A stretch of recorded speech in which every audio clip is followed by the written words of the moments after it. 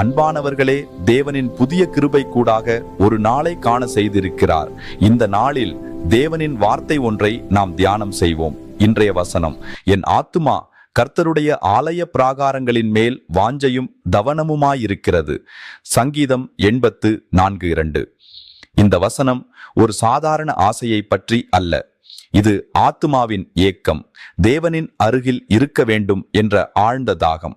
தாவீது ராஜாவாக இருந்தாலும் அவருக்கு அரண்மனையின் சுகம் போதவில்லை.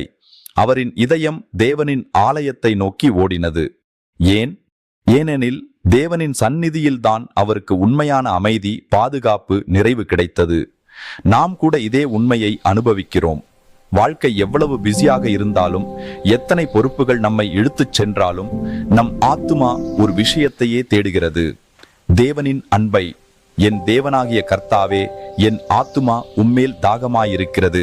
உலகத்தின் காரியங்களை விட உம்முடைய பிரசன்னத்தையே நான் மேலாக கருதுகிறேன். இன்று உம்முடைய சமூகத்தின் மகிழ்ச்சியால் என்னை நிரப்பும். ஒரு பறவைக்கு தன் கூடு எவ்வளவு பாதுகாப்பானதோ, அப்படியே தேவனுடைய சமூகம் நமக்கு அடைக்கலமாக இருக்கிறது. இன்று உங்கள் வேலைகளுக்கு நடுவிலும் இதயத்தின் உட்புறத்தில் அந்த ஆலய பிராகாரத்தின் அமைதியை அனுபவிக்க முயற்சி செய்யுங்கள். தேவனின் சந்நிதி நம் ஆத்துமாவின் உண்மையான வீடு. உலகம் தரும் சத்தம் நம்மை சிதறடிக்கலாம், ஆனால் தேவன் தரும் அமைதி நம்மை மீண்டும் ஒன்றாக்குகிறது. அவரை ஏங்குவது பலவீனம் அல்ல, அது நம் ஆத்துமா உயிரோடு இருப்பதற்கான அடையாளம்.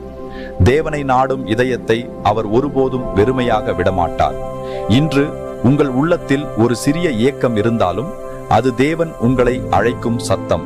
இன்றைய ஜெபம்: கர்த்தாவே, என் ஆத்துமா உம்மை நோக்கி ஏங்குகிறது. உமது சந்நிதி என் வாழ்வின் இனிமையான இடம்.